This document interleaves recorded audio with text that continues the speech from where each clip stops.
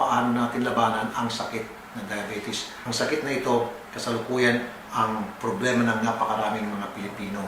Dok, ano ba itong diabetes? Ang diabetes po ay isang metabolic disease na kung saan nagkakaroon po ng pagtaas ng ating blood sugar at hindi po ito makontrol.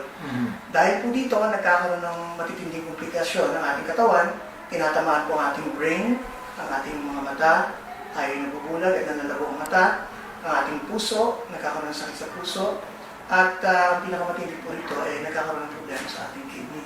Sino-sino ba ang mga taong nagkakasakit ng diabetes? Usually po, prone po tayo na magkaroon ng diabetes kung sa ating pong mga magulang, mga tiyuhin, tiyahin, o kapatid, meron din po silang diabetes.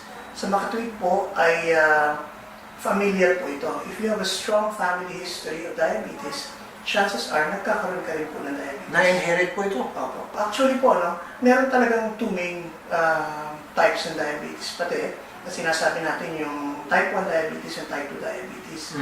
Ang type 1 po, usually tumatama ito sa mga pagkataan. Okay. At ang type 2 po, usually tumatama ito sa ating mga adults. Noong araw po, ang pinaka-primary requirement is 40 pataas. Ngunit ngayon po, nagkakaroon po ng alarming cases na at the age of mga early 20s, nagkakaroon na po sila. 20s, pababa, tinatamaan na. Kahit na bata, ibig sabihin. Pagka sa bata po, ang classification niyo po ay type 1 diabetes.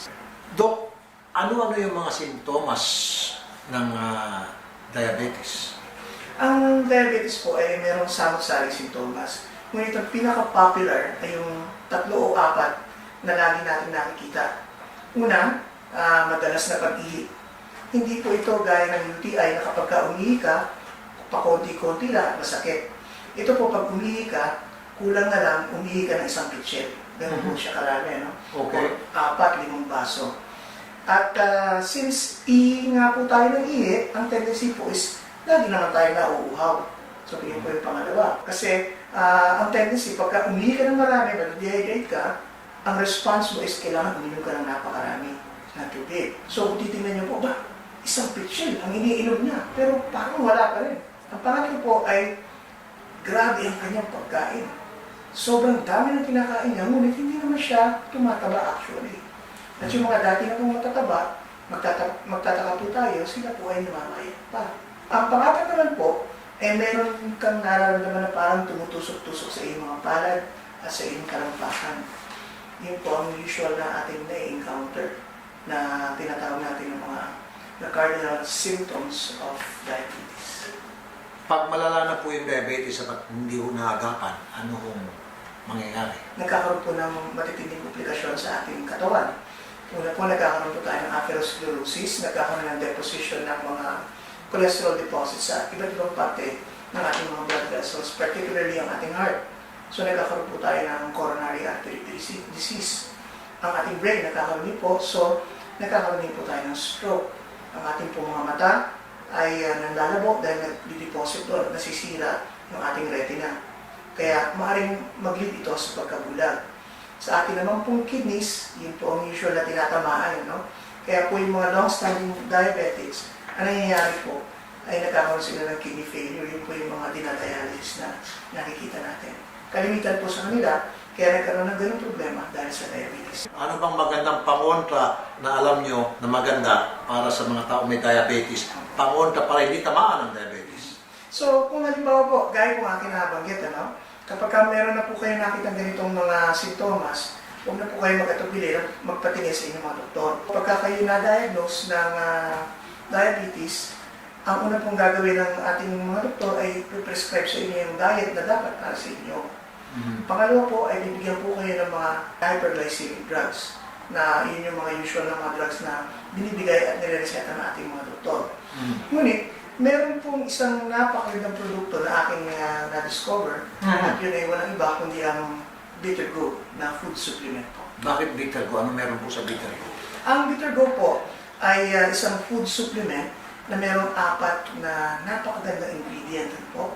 Ang unang-una po doon ay yung ampalaya extract. Napakainam na natural panlunas sa diabetes. Ano po nagagawa ng ampalaya sa Ang diabetes? nagagawa po ng ampalaya ay nakokontrol niyo po yung pagtaas ng ating blood sugar kung tayo diabetic, and at the same time, nakokontrol na rin po yung release ng insulin ng ating katawan na dati ay manamyana, ay gumaganda po para ma-control ang blood sugar po. So itong bitter go, safe ho ba ito inumin? Safe na safe po ito.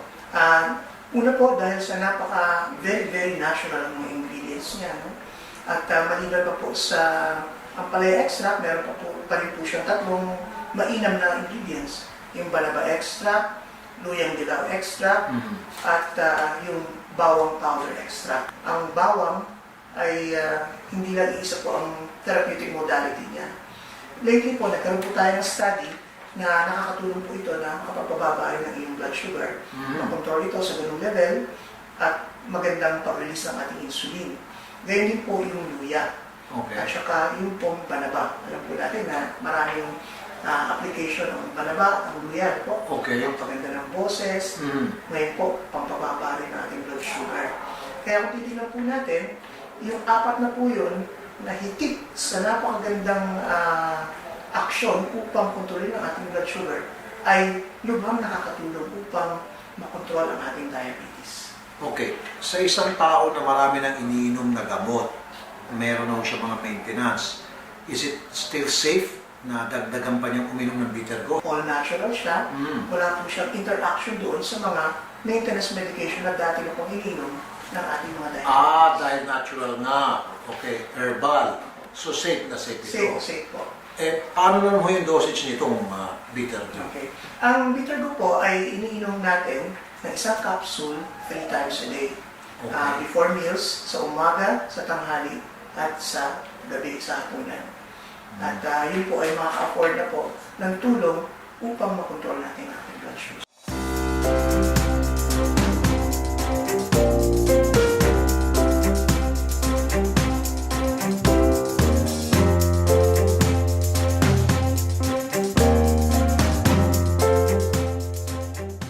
Ang ampalaya ay makakatulong sa pagkontrol ng iyong blood sugar. Ang Bitter Go ay may sangkap na ampalaya, luyang dilaw, banaba, at samahan pa ng garlic. O diba? Kaya for only $7.50 per capsule, go na go with Bitter Go! Made by ATC Healthcare, your trusted life ally. Mahalagang paalala, ang Bitter Go ay hindi gamot at hindi dapat gamitin panggamot sa anumang uri ng sakit.